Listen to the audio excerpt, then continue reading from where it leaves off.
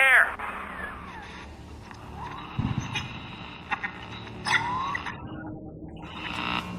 So tell me, friend, which one of the bitches said to you? The KGB wolf or the CIA jackal? Here's the news. Rapture isn't some sunken ship for you to plunder. And Andrew Ryan isn't a giddy socialite who can be slapped around by government muscle. And with that, farewell, or до свидания, whichever you want. I'm good looking!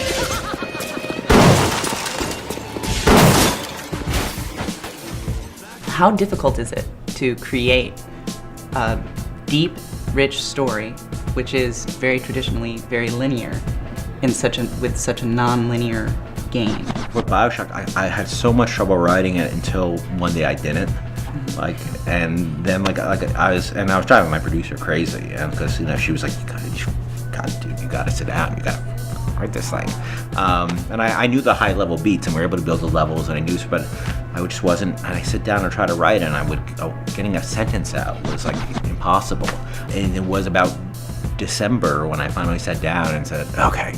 And I remember, so I did it, and then. I'm sorry, this past December? Yeah. Oh, okay. Yeah, the way I work is I have a structure which I can build the game from. I'm experienced enough where I can sort of I can give people stuff to work from, but I know enough of the answers where I can unblock people. Mm-hmm. But there's a huge amount of detail which I know is going to make it special, which is just enough to make it really great and just enough to make the team pull their hair out because it's coming so late. Because I'm always really late on this stuff. It drives people insane, and I understand why. It drives me crazy.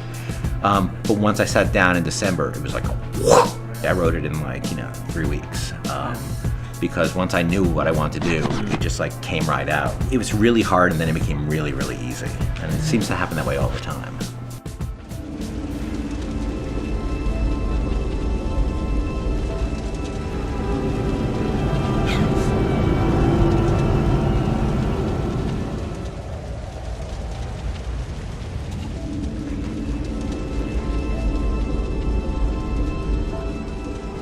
At the last Game Developers Conference, according to Kyle Stalick, Warren Spector said games are not about their stories. Story is just a context for player action and player choice.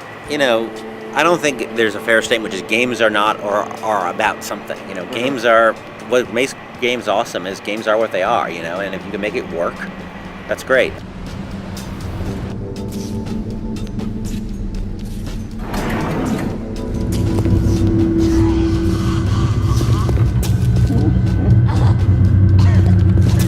Funny, I'm a guy who's sort of known for my story stuff. I've never been a guy who loves story in games. I kind of guy who skips all the cutscenes, and I really try to make our storytelling as direct and as concise as possible. I also think it's important to make sure to give the player a sense of purpose and a sense of context for what he's doing. And I think a lot of the BioShock storytelling is just by looking around the world. And you look around the world of Rapture and you kind of see what we call, kind of get really pretentious, mise en scène. What happened here. You look at the visuals of what happened and it tells the story of what happened. I think Children of Men was a great example of a film where they did that really well, where they didn't even say what happened, but you saw the cows in the field who were burnt up, and it told you about what happened in that world. And it's something we've been working on BioShock for many years now, is to get that right. So, I think games to each his own. Some people it's great for, some people it's not so great for, some people love stories, some people hate it, and you gotta make the game you're making.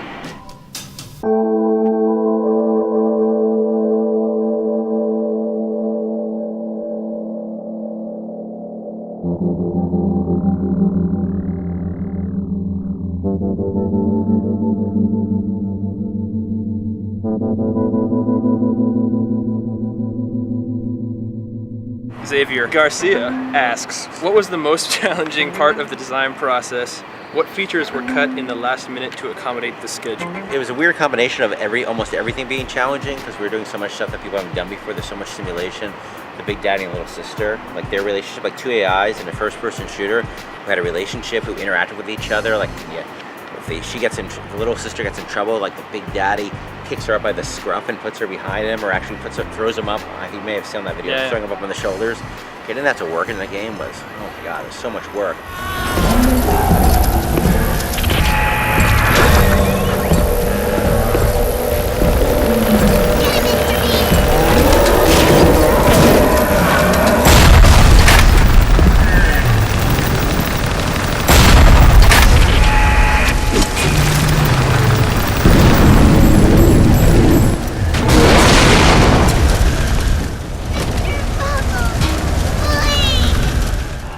call this guy the bouncer. During a fight, he will sometimes pick up the little sister and put her on his back to protect her from whoever he's fighting. Can you then like knock her off of him and continue fighting, or is that no? Well, we'll wait and see.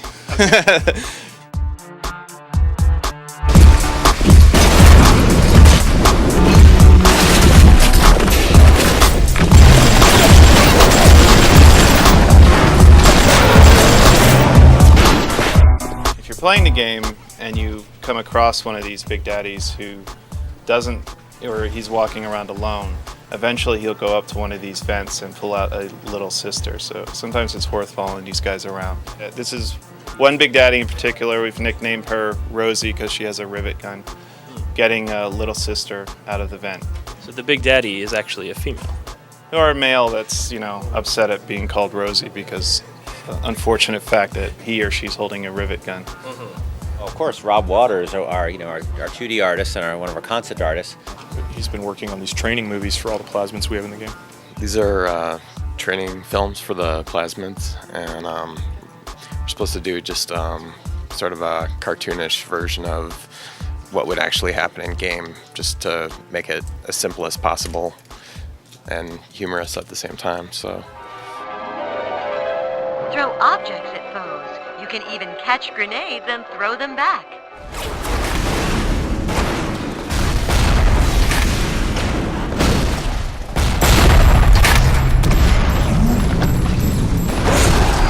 Biological structures. Lots of other $5 words. I'm not a fan, never have been a fan of endless tutorials. All right, Marine, here's what you're gonna do. Now walk in a line. Like we use both these very quick training videos and our dynamic training system, which watches the player and sees if he makes any mistakes or isn't using these things right. If he's using that plasmid and he's freezing enemies, but he's never shattering them, we actually have a piece of text coming up and saying, hey, you can shatter guys after you freeze them. And so our idea is never to trap the player in endless tutorials, but to give him information when he needs it and how he needs it, and let him drive that process rather than us, because that's always the part of a game where I just want to kill myself.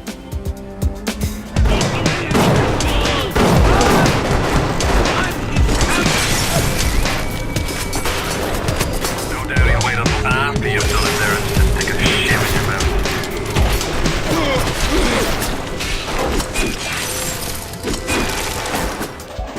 Right now I'm in the process of, because we're at the end of the project, creeping around the levels and trying to find like last minute bugs that I can assign out. So we've got guys working. If you look at this, this is basically what the bare BSP looks like, which is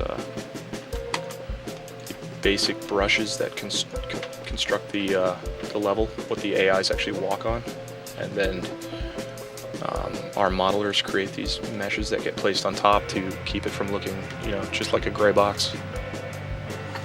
So we're looking at the Arcadia map in the Unreal editor here, and if I go into wireframe, you can see actually how complex it looks with all our instance meshes placed around.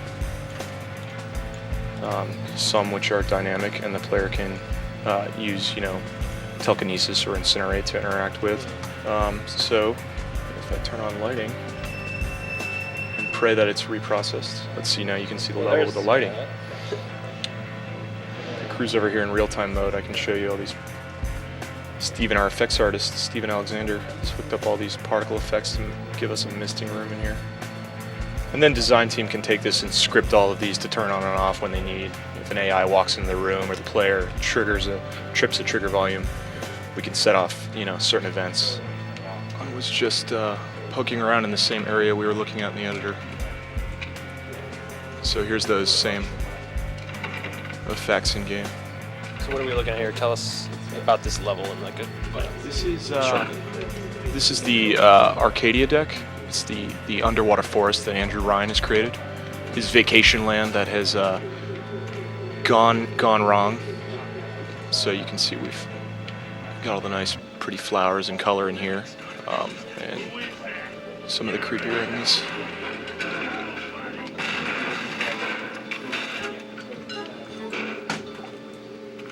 So this is that same area that we were just looking at in the editor.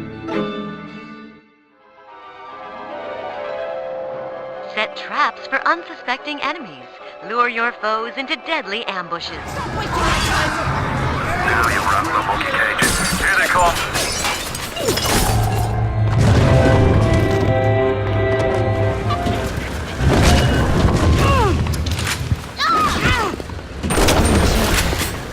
Huge concern for us in BioShock, because it is such a rich game, is that the player doesn't get end up in death spirals where he can't get out of, Right. and that the player knows what he's doing and gets it. He gets all his tool set, and we've done an unprecedented amount of work to make sure those things happen. And we don't spend a huge amount of time talking about the death spirals and things like that, because nobody cares. You know, like that's something that you only notice if it's bad. Right. So but we've done a huge amount of work to make sure people don't get in that situation.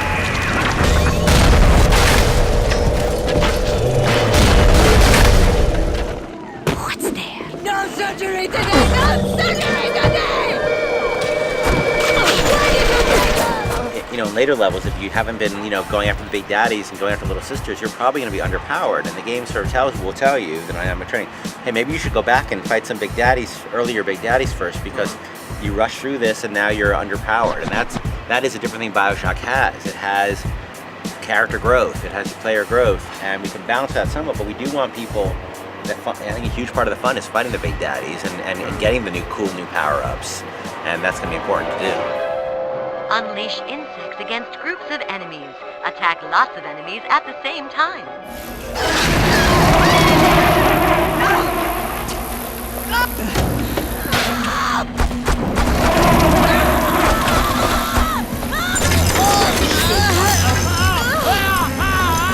The reason that System Shock 2 was one of the scariest games I've ever played was because, I'd be walking around and then all of a sudden behind me some ghost would say something that would just freak me out. Obviously, the graphics are what are going to pop out first, but I think the sound design is obviously going to be very important in a game like this. And how do you go about making something that's so immersive that has to live up to the powerful visuals, I guess? The first thing is you start by working with the right people, and we brought back the guys who, they've left the company, but we've managed to we're working with Eric Brosius and Kamal, who are incredibly talented guys who I worked with at Looking Glass, when they worked at Looking Glass on System Shock 2, and Eric works at Harmonix now, and Kamal has his own gig. So we all have the same goals, and the goals are, I think, to make scary sound, it's make things that you can't quite identify in the sound space. With genetic modifications, beauty is no longer a goal.